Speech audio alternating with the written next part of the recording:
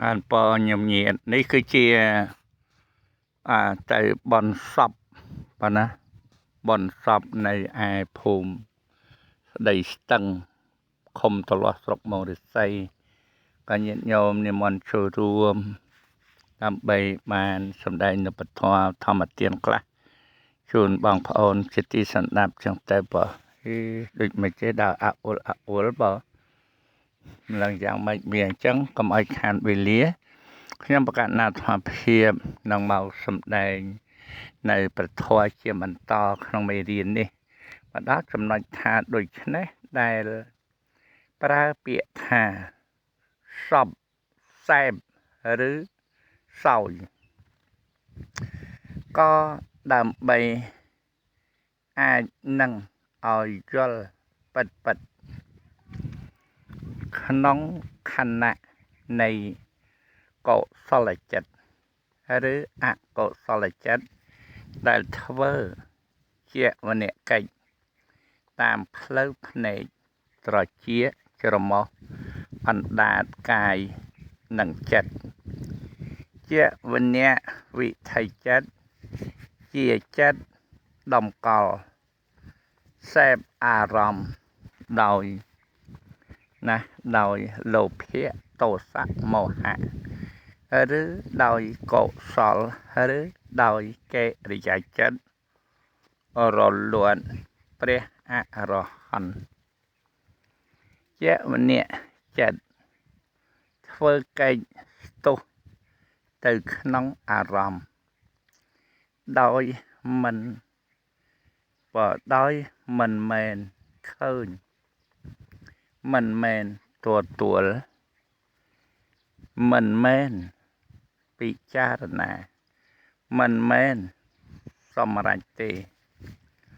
ព្រោះចិត្តដែលកើតមុនបានធ្វើកិច្ចទាំងនោះទៅអស់ហើយទៅជាបច្ច័យឲ្យកុសលចិត្តឬអកុសលចិត្តឬកិរិយាចិត្តកើតឡើងសែបគឺស្ទុះទៅក្នុងអារម្មណ៍នោះដល់7ខណៈជាវនវិថីចិត្តទៅជាវិថីចិត្តដែលសែបអារម្មណ៍ពិតបើជាមោខៈវិរិយសំបីសំលេងប៉ះប៉ុណ្ណាសំបីសំលេងប៉ះគឺសំលេងប៉ះគឺសោតបសាទដោយក៏មិនបានឮដែរឬបើជាវោតដាក់ជាវនវិរៈកុសលចិត្តអកុសលចិត្តកិរិយាចិត្តក៏មិនកើតតើនឹងសែបអារម្មណ៍នោះបានទេក្នុងពេលដែលជាវនវិថីចិត្តមិនកើតប៉ុន្តែពេលជាវនវិថី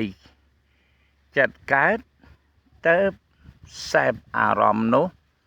ដោយចិត្តមួយប្រភេទដូចគ្នាកើតរលត់បន្តដដែលដល់7ខណៈស្រេចហើយតែថាជាកុសលប៉ុណ្ណាជាកុសលជាវនវិថីចិត្តឬអកុសលជាវនវិថីចិត្តឬក៏កិរិយាជាវនវិថីចិត្តអនុមោទនា